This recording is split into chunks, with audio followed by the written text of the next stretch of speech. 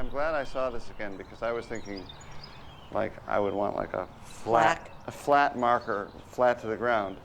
But it's relatively flat.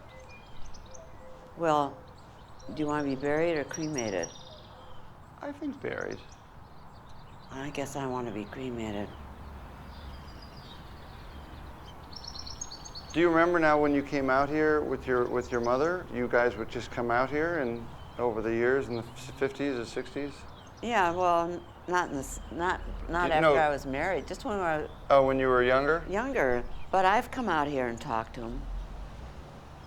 What would you tell him? That he missed stuff? Yeah, missed some good stuff. He's like all alone with strangers on both sides. It doesn't say father, it doesn't say husband, it doesn't say anything. It just says Maurice H. Grossberg.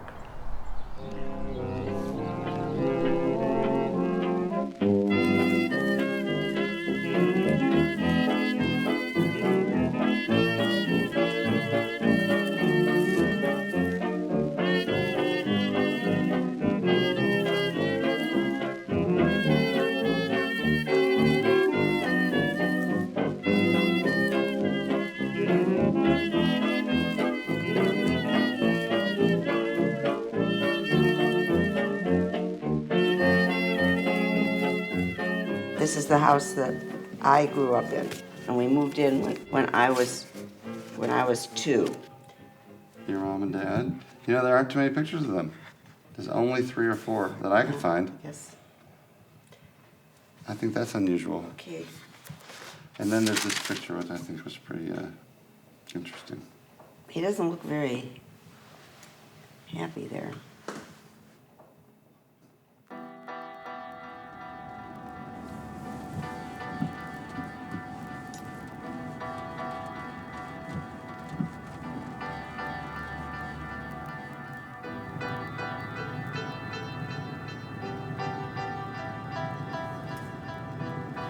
I was 2 years old when we moved in, so that my only recollection of my father takes place in the front yard and in the kitchen of that house. I had just turned 4 years old, and I was sitting on the front lawn, and he was coming home from the hospital. And then we were in the kitchen, sitting around and eating, I guess, lunch. And that's it. That's my total recall of my father.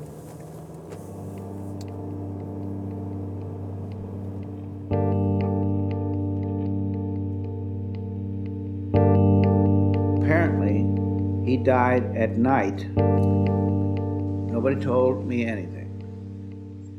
Nobody told Phyllis anything. Well, Phyllis was 4, I was 8. The next morning, I got up a little early and I went downstairs and I looked on the mantelpiece. There was a stack of papers. I picked them up and started reading. They were telegrams, you know, sympathy telegrams. And that's how I learned my father died. My sister asked me, "Where's Daddy?" I said, "Well, we won't have Daddy to play with anymore." And then I went upstairs and I crawled in bed with my mother. And she never talked about it.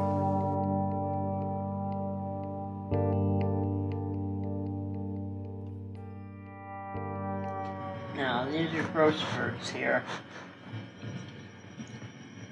That's me and Maury. That's you and Grandpa. Yeah.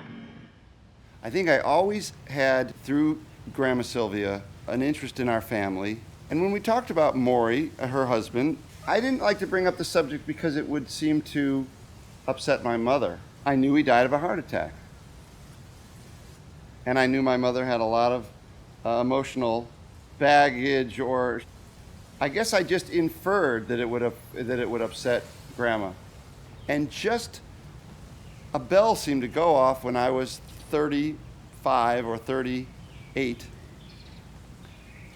Wait a second, there's this 90-year-old man who knew Maury Grossberg firsthand knew him well, and I was thinking, I should go and meet him. He had such a clear voice, and I wanted to record all this. And he would say, no.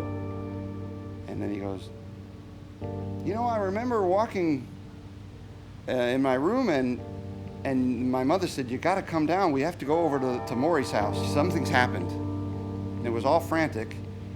And we had to go right over there, and we would never go there so early in the morning. And we go over there, and he goes, Maury wasn't there. He had died. And it was a suicide. He took his own life.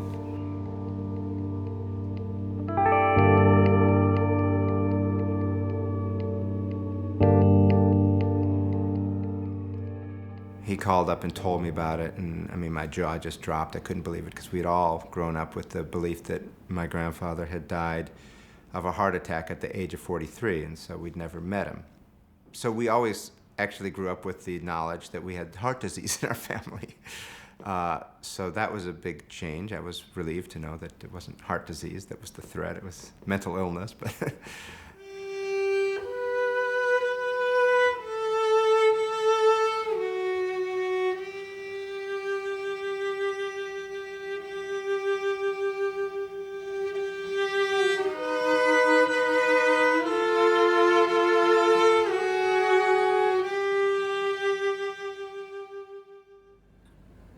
And you had said that he had his own problem with his own heart, or Maury himself had gotten sick. Didn't he have a heart attack?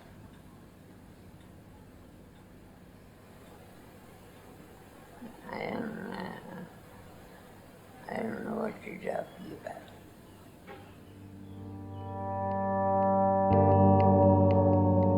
I got to think that my mother had told everybody in the family, either directly or indirectly, that we were not to be made aware of my father's suicide.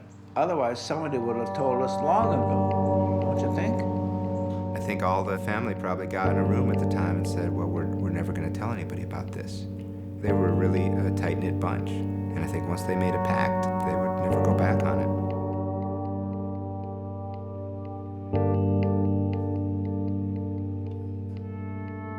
So I go in to her room, I shut the door, and I said, did Daddy leave a note?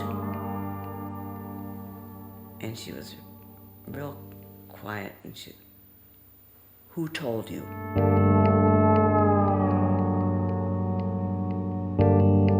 I said, did Daddy leave a note? And she said, yes. Why didn't you ever tell us? And she said, I put it in the back of my mind and I forgot about it. I put it out of my mind.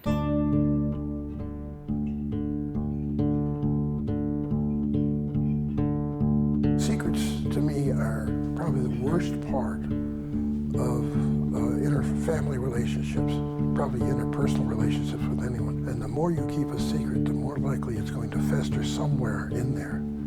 And that's what happened here. I was 32, and I just woke up one morning and I could not function. I just stopped. When I saw her in the hospital, she was just very, very quiet. I was starting the beginning of a learning curve at that point. The family that I grew up, if someone had some form of mental illness, it was never discussed. It was sort of whispered in the back room somewhere. I remember being in my apartment and sitting on the couch and looking across the room. There's that digital clock, and I kept staring at it. And then it would say 8:04 a.m. 8:16 a.m. 9:05 a.m. And I wouldn't eat. I was afraid to answer the phone. I think I sat on that couch almost the whole day. without being able to really move. We spent over an hour in the basement of Duane Reade on Broadway because I could not pick up the prescription for him. He had to do it. I couldn't say, yes, I'll take it. And he couldn't decide whether he wanted to pick up the prescription or not. And we stood there for an hour with the elevator music playing, on and on and on. One time I took too many pills. Really? Yeah. Intentionally? Yep. Did you think were you trying to kill yourself? Yep.